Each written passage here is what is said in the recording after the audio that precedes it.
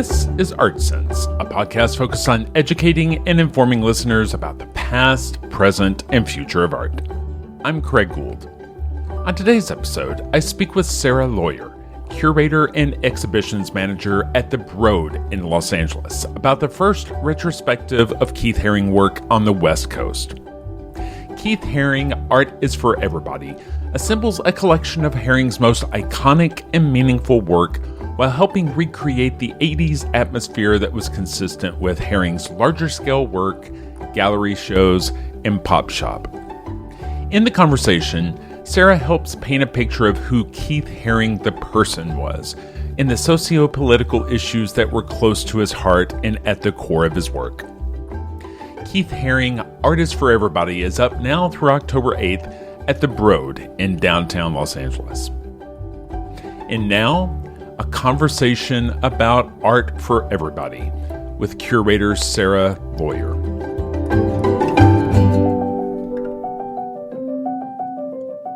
Sarah Loyer, thank you so much for joining me this week on the Art Sense podcast. Sarah, you are the Curator and Exhibition Manager at the Broad in Los Angeles.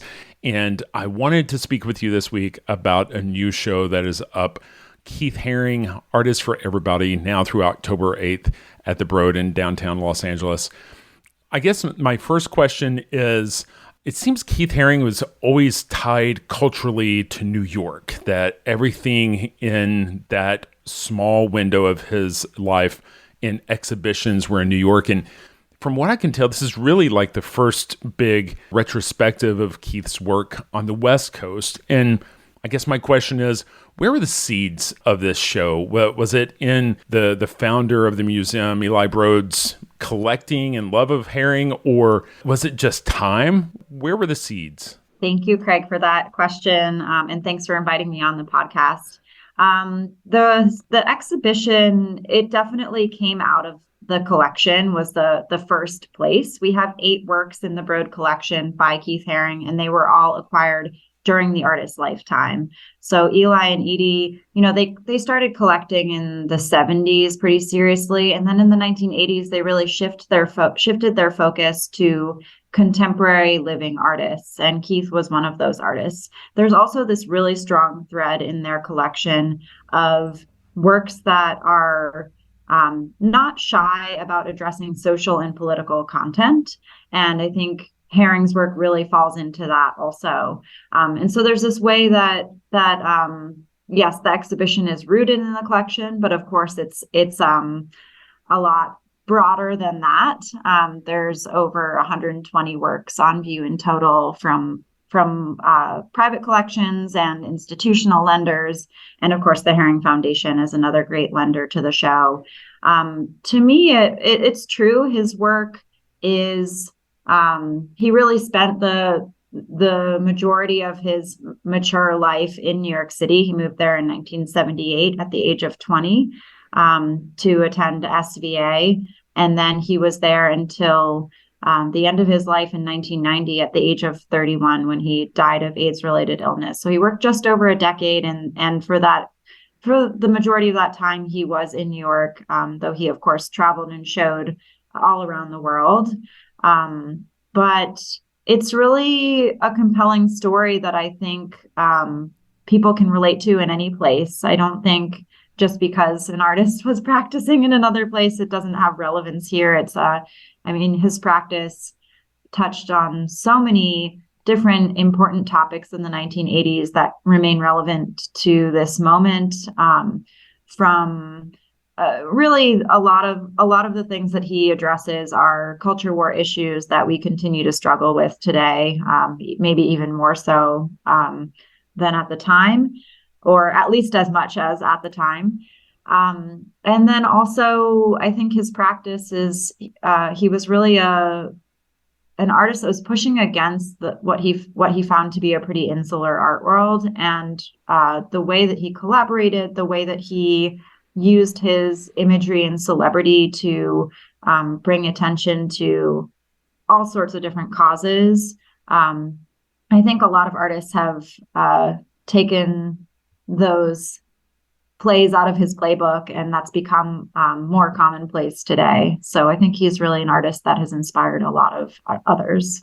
The title of the show, Art is for Everybody, I believe that references one of his journal entries from that first year at SVA, right? Where he kind of had this aha moment where he was commenting on how a lot of art for the art world was being created for the institutional collectors, whereas he saw art as being a powerful medium for everybody in the world and that everybody deserved access, right?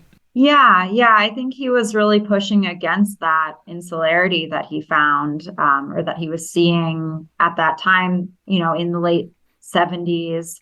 And he really believed in making work that could be accessed by anybody, but also was pushing against a sort of overly academicized art experience also, or an experience that was alienating. He really believed that art didn't have one set meaning and that anybody could come to artwork and see it and have their experience of it, and that was just as valid as anyone else's, that it didn't need specific language. It didn't have a specific meaning. And I think that's important too. It's really about empowering viewers. I think that, there were a lot of artists that were taking that kind of approach of shifting a focus away from an artist's intention or an artist's biography and toward a broader understanding of how art gains meaning and value. I think especially as like Barth's Death of the Author and those ideas of post-structuralism were becoming a part of the thinking about art at that time.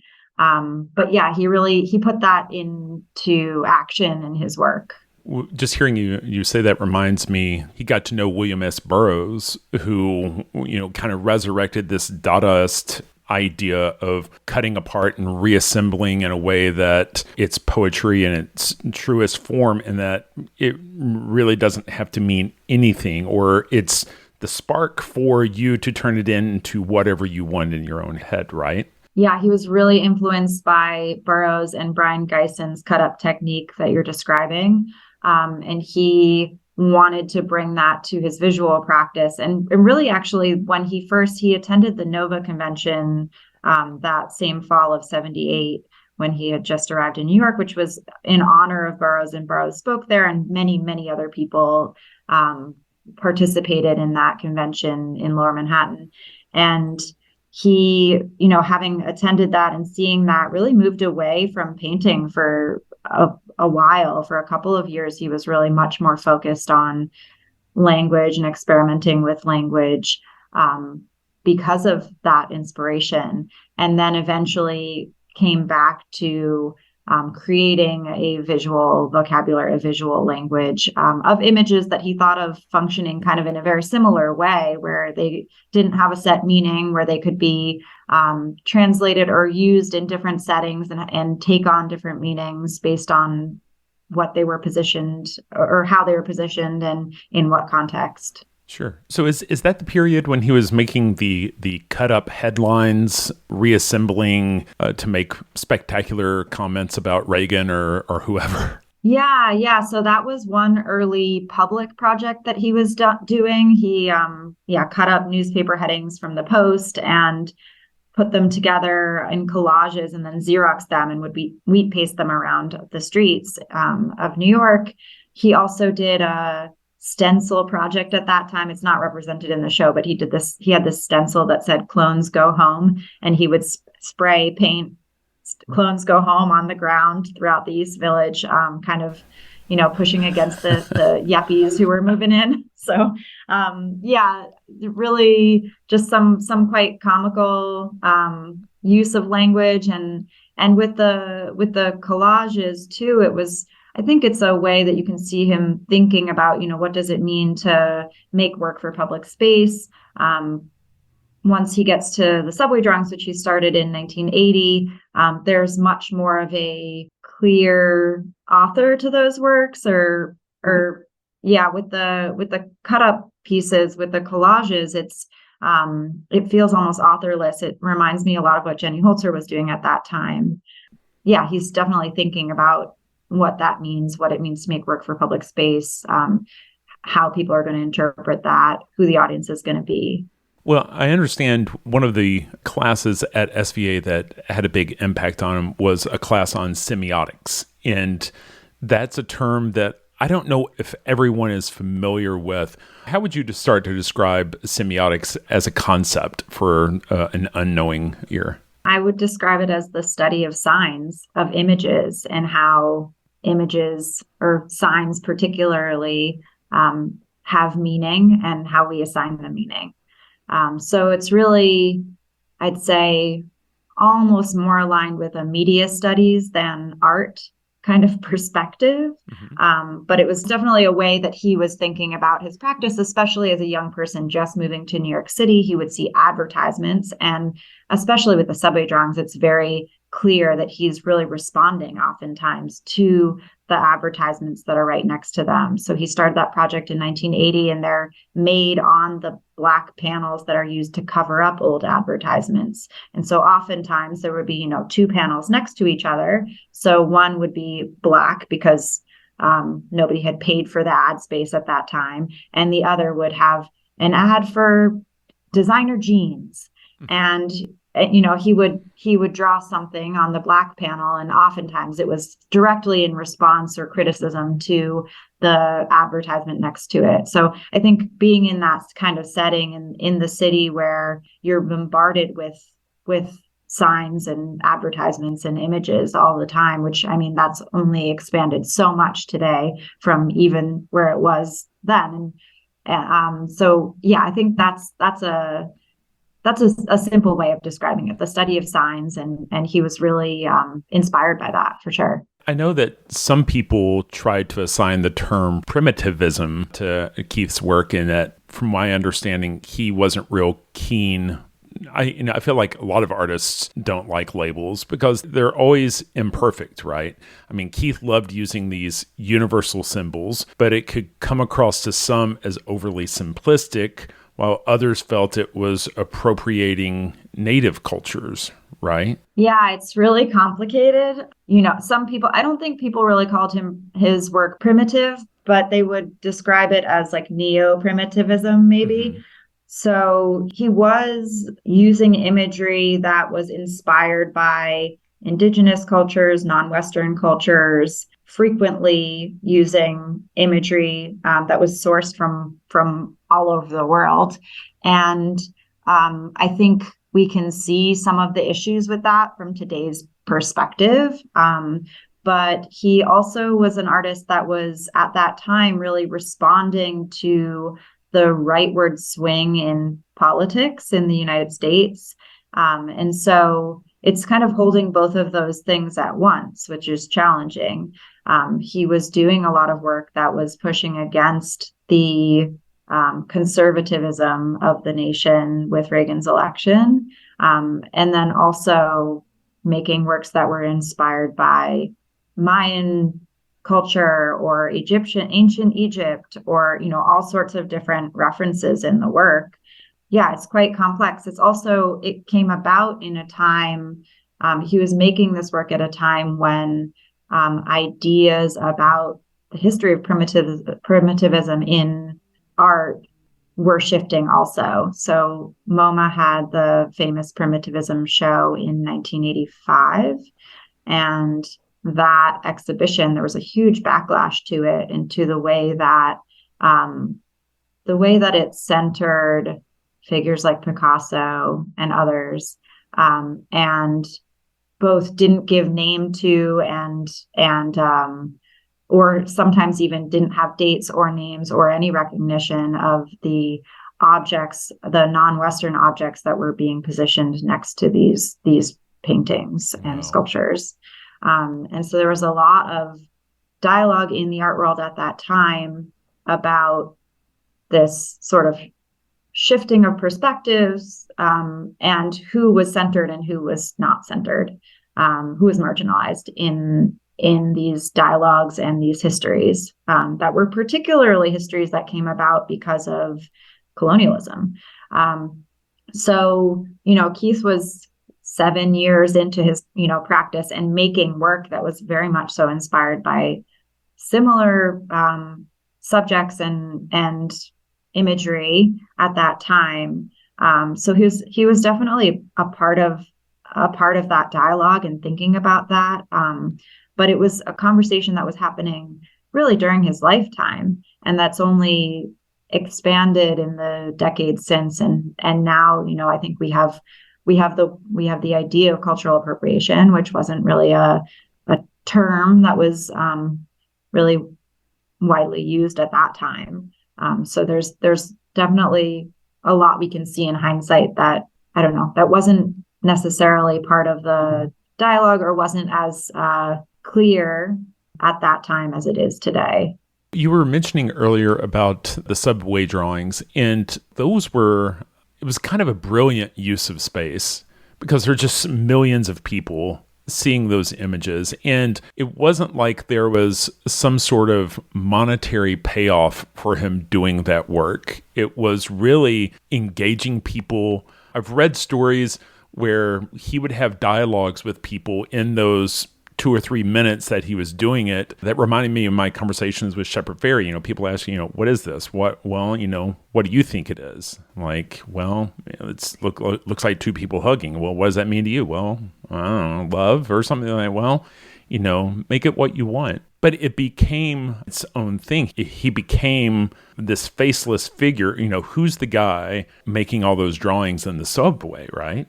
Yeah, certainly. So he started it in 1980. And, by the time he had his first major show at a gallery, which the show that really put him on the map, which it wasn't his first show, but it was the show that put him on the map was his exhibition at Tony Shafrazi Gallery in 1982 in that fall.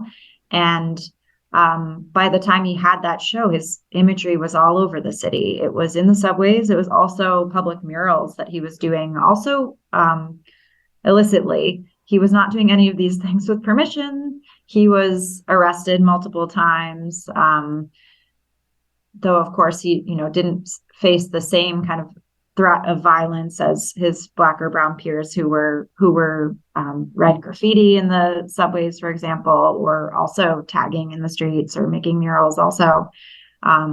So there's definitely, I think he understood that. But yeah, he was making the subway drawings as a gift for the city, and he continued that project until 1985. He made thousands and thousands and thousands of them. So even by the early to mid 80s, before 1985, well before 1985, he was showing work all around the world. His work was selling. He was showing at museums and galleries in Europe, in Japan, and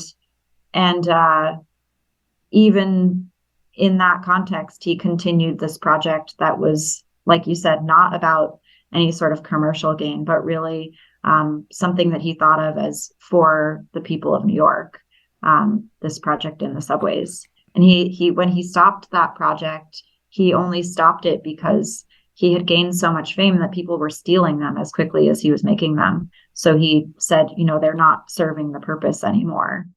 And that's when he decided to open the pop shop. And the pop shop was sort of, I think of it as a continuation of that same idea. Even though it is a commercial space, it's not really about making money. It's about making work, spreading and sharing his imagery with as wide a public as he can. And so creating, limiting that barrier to access at a time when the work that he was showing in museums and galleries was highly saleable and was not accessible to a general audience. It made Keith Haring a cultural icon, but it didn't necessarily make his entry into the art world that easy, right? Because he was coming from the grassroots up from the popular masses to the art world with a capital A. That world can be dismissive of somebody that's popular with the masses, right? Yes. and he wanted it both ways. Don't we all? Yeah, we do. I mean, he like we were saying at the beginning of this conversation, he really was pushing against that insular art world, and that elitism that is often found in those spaces. And at the same time, he wanted the respect of the art institutions. He wanted shows at major museums. He wanted to be taken seriously because his work was serious, but he also wanted to continue to be able to reach as wide an audience as he could. And he prioritized that for his entire life. It just reminds me of the importance of his relationship with Andy Warhol. That I know I read that Keith felt like Andy had broken down barriers as a gay male, had opened doors. I think he felt like his approval provided credibility in the art market. It sounded like they talked daily, and it seems like it was heartbreaking for Keith when he found out about Warhol's sudden passing, right? Yeah, yes. Warhol was a mentor of his, and they were very close. And I really think it's even beyond what you just described. It's more like Keith really saw Andy's work as Keith's work wouldn't have existed without Andy's work. What Andy did in terms of breaking down barriers between popular culture and art and visual art was what laid the groundwork for Keith to be able to make the work that he made.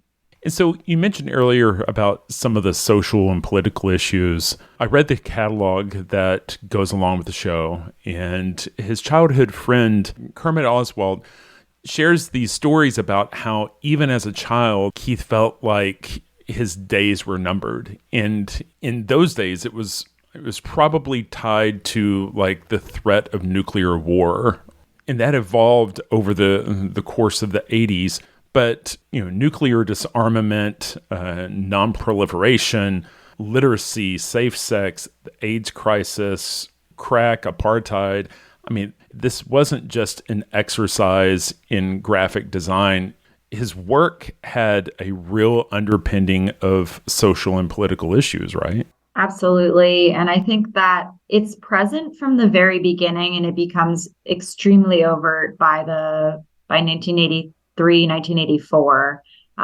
So we talked about those cut up collages with Reagan and the Pope called out that are from the late 70s. But, really, I mean, the nuclear symbol, the mushroom cloud appear quite regularly in the work from the very beginning also. And then there's a whole body of work that addresses religion. He was raised Christian, but not like super religious. But by the time he was a teenager, he briefly joined the Jesus Saves movement. Mm-hmm. And I think of it sort of as a way of shocking one's parents, doing something kind of more extreme than what one's parents do, or move in a different direction. And it was sort of short-lived, but you can see that he has a incredible literacy of Christian iconography. And so he uses that in the work, sometimes sincerely and sometimes as a way to be more subversive and think about the responses of the Christian right as the AIDS epidemic grows in the United States. The firm anti-gay stance, the firm abstinence-only policies that were still in place in educational settings throughout the AIDS epidemic. And so I think a lot of the work, pushes against that.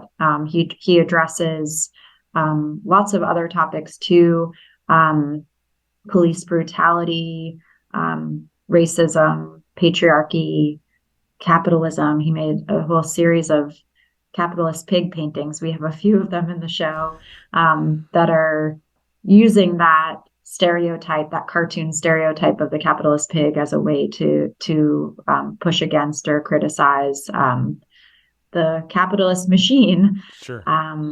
Yeah, and then of course the AIDS epidemic he addresses. But then you were also talking about some of the graphic work. I think he used his, like I was saying earlier, his image and his celebrity and his imagery to really address a whole wide range of issues. He made a benefit to relief for of famine in Ethiopia, for example. He did so much work with youth, whether that was workshops on the ground with youth or benefits, raising money for UNICEF, for example. Lots of different projects like this that were really about sometimes about his local community and sometimes about global change and supporting people in need all around the world. I just find it really interesting that here, more than 30 years after his death, I will see derivative artists appropriating his style and gaining popularity in certain cultural markets around the world at really big prices. But those artists, their work is missing the pathos. Even though they're trying to emulate his style, it doesn't connect with these issues. I mean, it's kind of ignoring what was at Keith Haring's heart, right? Not sure if I can speak to other artists' practices in that way, but I do think, something that was really special about Keith's work is you can see that as another thread in his practice was that dedication to community. And to not just to the public, but to communities that he connected with. And you can see that through his collaborations with other artists and creatives from all different walks of life. Also, you could see that in, he was very active in the club scene in New York and the nightclub scene. And those were really spaces for connecting and community at the time.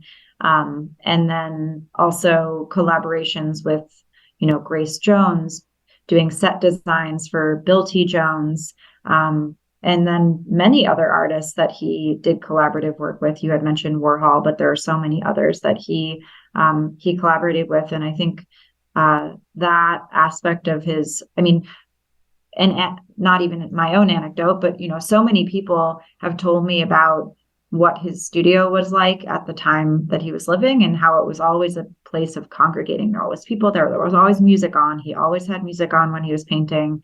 And the public murals also, he would be, any city, wherever he went to have an exhibition, he would find a place to do something that he thought of as both, a little bit more permanent and more for the community out in the public space. Sometimes that was at a children's hospital. Sometimes it was on the outside of a building. And he would, in those spaces too, there are all these, Polaroids. The foundation kept all of his personal Polaroids and they have an archive of that. And you can see teenagers coming over and spending time just hanging out. What are you doing? What does an artist do? How are you making this? And just spending time there with him. So I think that's also just one more kind of, I'm rambling a little bit, but one more thought that kind of connects to that is the dedication to youth and the way that he took people seriously at every age. Mm-hmm. And I think that he always did workshops with youth at almost every time he had a show. But he really took children seriously. He didn't think of them as lesser in any way, and was able to really connect with them in that way. That giant piece of the Statue of Liberty that he did with city kids, supposedly that was, from what I've read, one of the most rewarding projects of his life. Just, being able to work with, I think he had over the course of 3 days, 300 kids per day, helping fill in the negative space in that work. And it just kind of points to what you're saying, right? I mean, he was willing to collaborate with these children because, it sounded like he loved all people, especially kids, right? beyond that, it seems like there was a level of respect that made it so that he could connect with youth in this way that was really meaningful.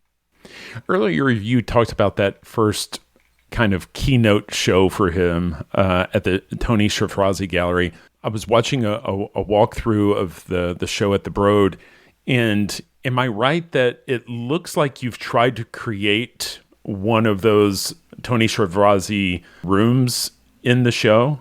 Yeah, the first two galleries in the exhibition are dedicated to that moment. The first one is this room with orange and pink stripes and works that are all day glow. And we have music playing in there. So in the basement of that gallery, Keith painted the walls in those striped colors and showed day glow works. And he had friends DJing down there. So it became a super active space. People were hanging out there during the run of the show. And then in the main gallery, he did this really dense salon hang, floor to ceiling of works on paper, tarpaulins that he became so well known for. And then just all these different mediums coming together in one space. And it was, hung in this super dense way that really felt like only the artist could pull that off. And so I was trying to elicit the feeling of that show through our hang. At first I was like, can I do a one-to-one hang of that show? But, the works are, that ended up being a little bit outside of the realm of possibility, but I think I was able to capture its ethos. Absolutely. I guess we would call that like a salon sort of hang, right? I mean, just kind of one next to the other, floor to ceiling, and that's the way people experienced Keith in 1982, right? And I think kind of throughout his life, he was a maximalist. So I think that's sort of the splash opening moment for him to, he made so much work in such a short amount of time, just over a decade. I could have filled, we have about 10,000 square feet of gallery space. I could have filled it 4 times over with the amount of work that he made in that time, including dense salon hangs like that room. So, it's like, I did feel like I wanted to, really honor the artist's intention with that kind of space. And it's definitely not a lightly hung show. So what else can folks expect when they come to see the show? I think, a lot of folks will come knowing a little bit, but not that much about his practice. You might know a handful of works, or of course, all the way that he has saturated popular culture. So the imagery, it might be familiar, but you'll really see a trajectory of an artist's career, even though it's such a short amount of time, just over a decade. He covered so many different both topics in the work and styles as he progressed in his career. You'll see sculptures and works on paper and lots of paintings. But even the paintings, they start off more as engaging those symbols and almost more spray paint like in their appearance. And he starts to do these all over compositions with really complex compositionally paintings. So you'll see a whole range of works and works that address so many different topics that remain so central today. Is the unfinished painting in this retrospective? Yes. Can you talk a little bit about the significance of that? Because it's very poignant, right? In terms of what it says and when he painted it, right? Yeah. So it's a relatively small painting from 1989, the square painting. And it has just about a quarter of the canvas is painted in purple with some designs on it, and the rest of the canvas is left raw. The purple is sort of dripping down the front of the canvas, but it looks unfinished, and it is titled Unfinished Painting. He didn't title most of his works. Most of his works are untitled. He made this painting in 1989, just months before he died at the age of 31 of AIDS-related illness. And so, it's a work that really it's a gut punch, I'd say. It really speaks to mortality and the fact that he really knew that his life was being cut short by the AIDS epidemic. And so, yeah, it's a really, I thought it was very important to include that work, as well as there's a few others that address AIDS specifically. And especially at that time when he's grappling with his own illness. And then in that last gallery, we also included a bunch of posters from his AIDS activism works. So he was very involved in ACT UP. He made works that were promoting safe sex, but also collaborated with organizations. Like there's a poster in the show that's the cover of a pamphlet for teens, a guide for teens to AIDS, how AIDS spreads, talking about safe sex also, but just dispelling myths, because it was still a time when when people were not getting that information easily. And so the grassroots efforts were really important in both caring for the community affected, providing care for the community affected, and sharing facts about the illness. So yeah, he made many posters. He made we have a bus shelter advertisement in there, also like a transparency for the AIDS hotline, which was a hotline that people could call into who needed support. So just really, I wanted to emphasize that also, because it was at a time when the government wasn't really stepping up and playing the role that it needed to change that. There are sculptures in the show, and I don't know if people immediately connect Keith with 3D work. And you have some 3D works in the show that I haven't seen before, and I don't know if I would have immediately recognized as being by Keith, but they're very compelling. Can you kind of describe some of that 3D work? I think you're probably talking about the really tall wooden sculptures. Yes, they're so amazing. So basically, with his friend Kermit Oswald, who was his childhood friend, Kermit actually framed and hung the majority of Keith's shows during his lifetime. He was a carpenter, and so he taught Keith how to use the router to carve into these wood panels. And so he taught him how to make these, and Keith made these incredible sculptures out of it. And they're really tall, like 12 to 14 feet tall, wooden sculptures that are basically made of two pieces of wood that slot together. And they're made in separate panels. But in the end, it's I don't know how to describe that in words. There's like a slit down the middle of each one, and they slide together almost the way you would make like a paper tree. Sure. I don't know how to. No, I understand. So, and they are compositionally very, very compelling. Some of them use negative space. One of them has these sort of large crosses in negative space. If you look at them from one side, one of them looks like a robot. And then they have all the imagery that you would think of when you think of Keith Haring, the sort of the radiant baby, of course, the barking dog, the nuclear symbol, all these different imagery that he's using at that time. He made them in 1983, carved into the surface of the wood. So there's like kind of two things happening. There's the overall composition of the pieces of wood and coming together in the 12-foot tall sculptures. And then there's the imagery on the surface of the wood that's carved into the surface. And they're painted black, but then they have all of the carved bases are painted with day glow paint, actually. So if you put them under black light, they would glow. Maybe it needs to be down in the DJ area and get a black light on them, right? Yeah. Yeah. It's kind of interesting that they show up in, there's a video in one of the galleries that is a compilation from his first Party of Life birthday party. He threw 3 epic birthday parties for himself called Party of Life.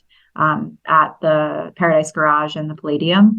And the first one was at the Paradise Garage, 1984, I think it was. And you see them, like he brought them as props, like they were around people were dancing around them. They were like, decorations on the dance floor. And that's true of a lot of the sculptures they were well loved during his lifetime. He would take them around and use them in different settings for different kind of social spaces that he also incorporated his art into.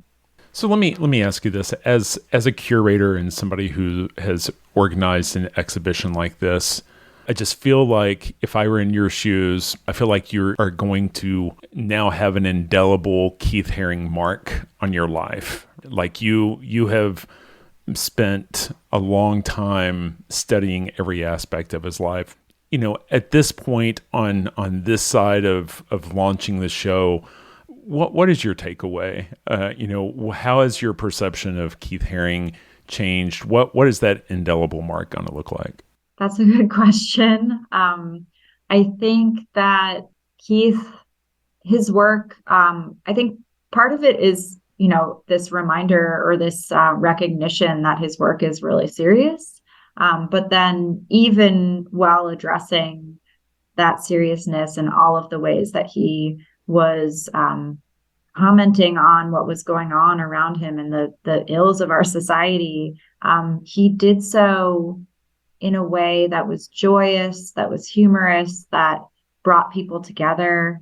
And that is something that I think I admire so much. And I strive to be more like him in that way.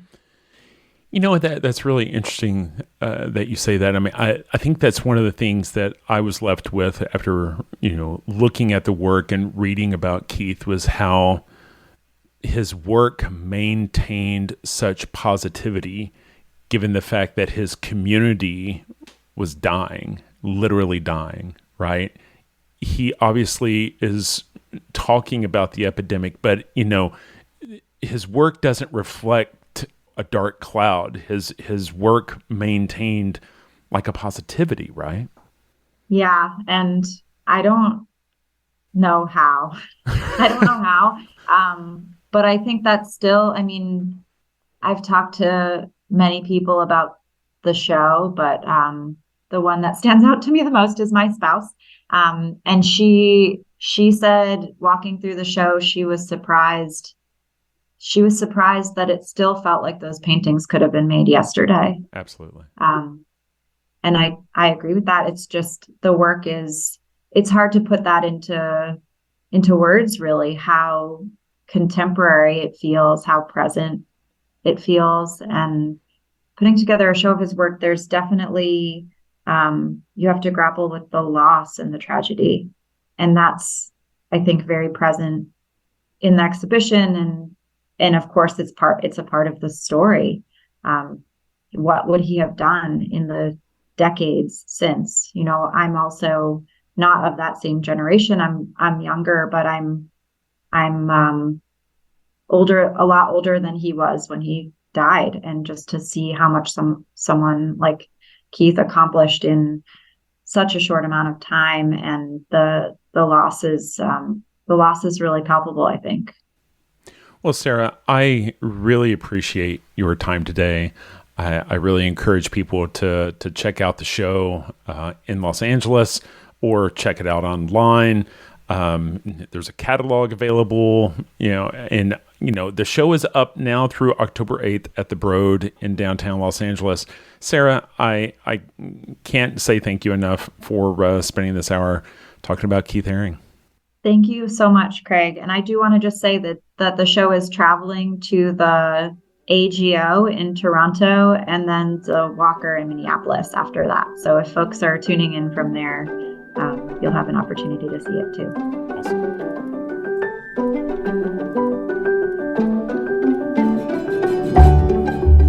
That's all the time we have for this week. You've been listening to ArtSense. You can find the show on Apple Podcasts, iTunes, Google Play, Stitcher Radio, Spotify, or your favorite podcast app.